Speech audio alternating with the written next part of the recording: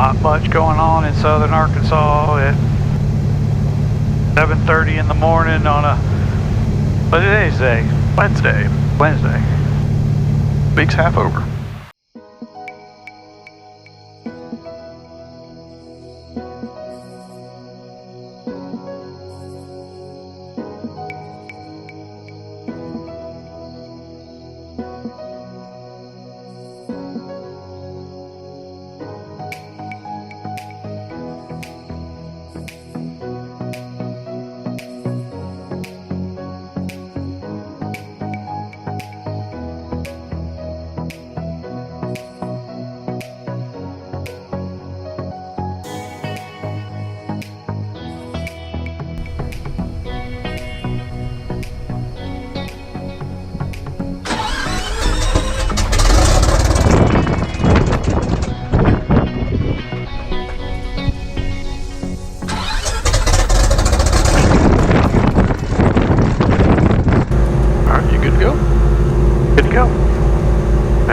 Dorado traffic, Piper Navajo 40 Charlie Alpha departing runway 4 via straight out departure northeast.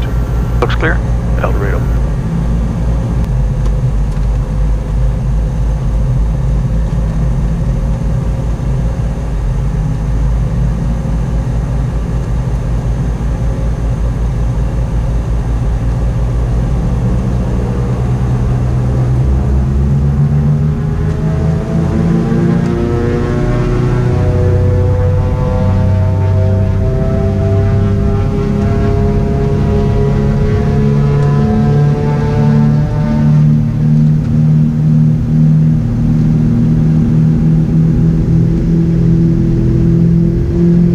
Airspeed's alive.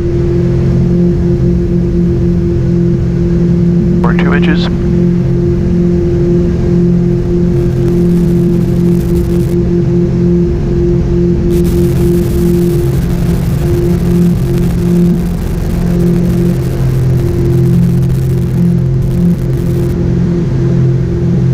Positive brake, you're coming up, blue line. Flaps already up.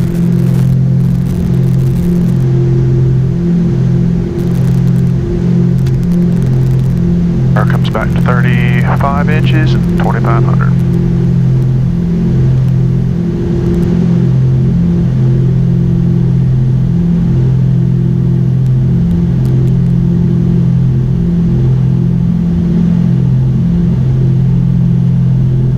Beautiful morning in Arkansas.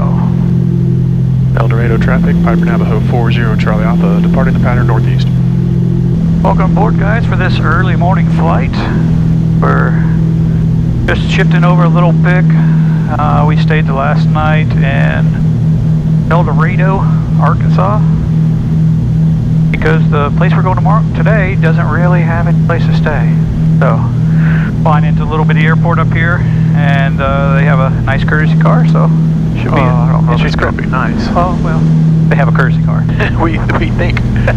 What altitude would you like to go today, Brad? I don't know. It's really nice out early this morning, so I'm okay right here. It's only going to be about a 25-minute flight or so.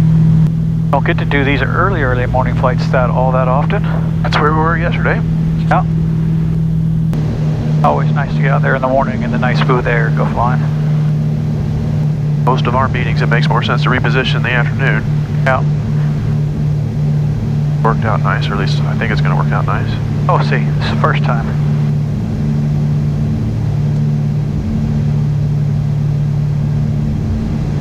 So down low is where the synthetic vision comes in. It shows all the towers, and if we had terrain, it would show that. Kind of flat out here.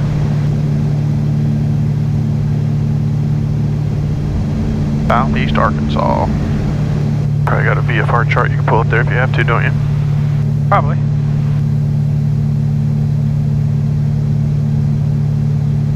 Let's see, we're going to... I'm on the VFR chart. 0 Mike Zulu, Billy Freemy Municipal, Dumas, Arkansas. There is no WAAS, and common traffic advisory frequency is 122.8. And we'll monitor, let's see, what's the nearest WAAS? They do have some approaches here. Pine Bluff's the closest one, 120.775. In the meantime, we'll monitor guard 121.5. Yep.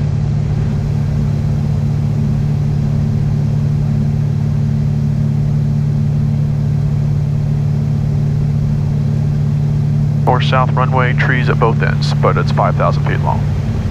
Not much going on in southern Arkansas at 7:30 in the morning on a, what did they say? Wednesday. Week's half over. We had two good questions one of these days we need to answer. They're asking if that's a G600 or GF or G500 PFD, primary flight display. That's the G600Txi. G600Txi. Yeah. Primary flight display. And he wanted to know how well, he wants to know how well it integrates with our Autopilot. I think it does pretty good. The only thing that it's that it doesn't have, that it'd be nice to have, is a vertical speed pre-select. Yeah. So I can change altitude here. Say we wanted to go down a few hundred feet, I hit arm.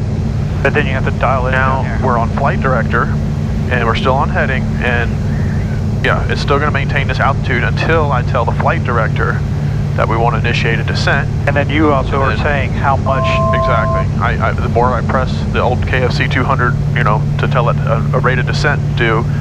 The nice thing is that once we do get to that altitude, that tone says we're within 200 feet. Once we do a altitude capture, it will automatically click back over to altitude hold mode.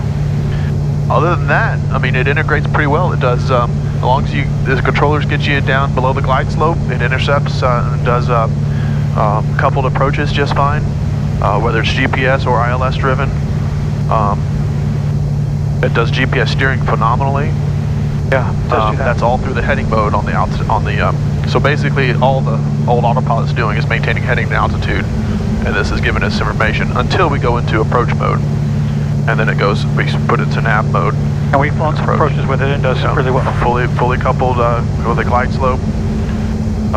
This plane is a pussycat when it comes to doing that. 25 inches, manifold pressure at 2200 RPM, or if we're really in the soup and think I might have to go around, I'll do the approach at 2400 RPM at 23 inches of manifold pressure.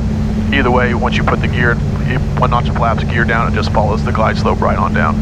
Almost hands off. Traffic experimental 137 Papa, Lillian Bridge, inbound for landing 36 Ferguson. Another question that we'll probably need to type up, and I'll probably put that on YouTube as well, was they want to know what the penalty in terms of cruising, airspeed, or fuel flow. And we've done a couple little things of that, but with having the Vortex generators. And so he's saying, what do we think that the penalty of the Vortex generator is? But I think the penalty, the benefits outweigh the penalty. I don't have any experience with this plane or any data from another airplane to compare it to without Vortex generators and with Vortex generators. Let's see. So I don't know what the penalty is. I'm sure nothing comes for free, and there certainly is some drag on the wings. Here, people are starting to wake up. So I don't know what the speed penalty is. They claim negligible, if any. I'm sure that's not true. I'm sure there's a way to measure it and compare. Problem is, the bottom line is most Panther planes have Vortex generators. You get a gross weight increase with them. Yeah. But the real thing for us is going out of short field. This plane does a beautiful approach, short final at 80 knots, and it seems like there's a nice margin there between, with the Seneca, we would do the same approach speed at 80 knots, but if you got down to 78, all of a sudden it was dropping like a rock and you had to just jump on it quick. It seemed like there was no room for error. This plane, you get down to 78, man, no big deal. You get a little power, lower the nose, and it comes right back. And I've done some stalls in it. It's really forgiving in the stall. So we don't really use it for the gross weight increase normally. However, it is nice to have an extra 240 pounds in this particular airplane of gross weight. I thought it was asking about altitude versus true airspeed and fuel burn. No, he was wanting to know about the Vortex generators and what penalty we have on those. But in our mind, the penalty is outweighed by the what you get. The VMC speed on this plane is the same as it was when it originally had no Vortex generators and the 325 horse motors. Actually, it may be a little lower, but now we have a higher gross weight and better performance. Monticello, Arkansas. Automated weather observation. 1246 Zulu. Wind calm. Visibility 10. Sky condition clear. Kind of fun cruising along at almost 200 mile an hour, 1,000 feet above the ground. Yeah. Why the duck hunters love this area of the country. Yep.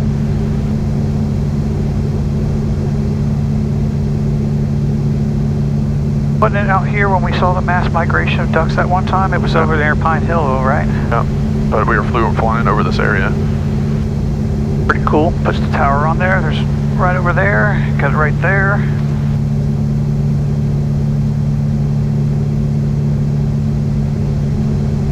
We're right on the edge of the Mississippi. Caution, obstacle, obstacle. We got it, thank you very much. Caution, obstacle, obstacle. Oh, if this goes to terrain Caution, page. obstacle, obstacle. Caution, obstacle, obstacle. Warning, She doesn't like that, does she? Not like that.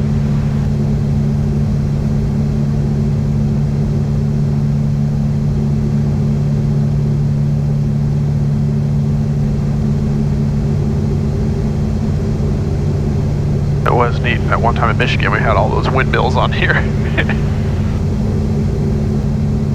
About 5 minutes out, we'll start slowly pulling power back. I like to reduce power about 1 inch a minute. But I don't have a reason to do otherwise. Alright, airport side. You're coming down. Billy, free traffic, Piper Navajo 40 Charlie Alpha is entering a left base, runway 36, Billy, free traffic. 3 green, 1 in the mirror. Here's Ridge, lights are on, fuel pumps on. Master traffic, 194 Bravo, 2 miles to the west. Be entering a left downwind 34, Baxter.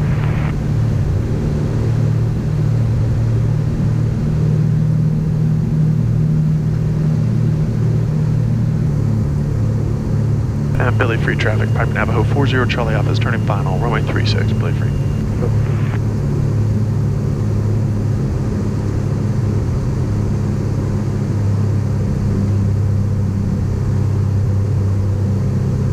A beautiful little runway, isn't it? Yeah.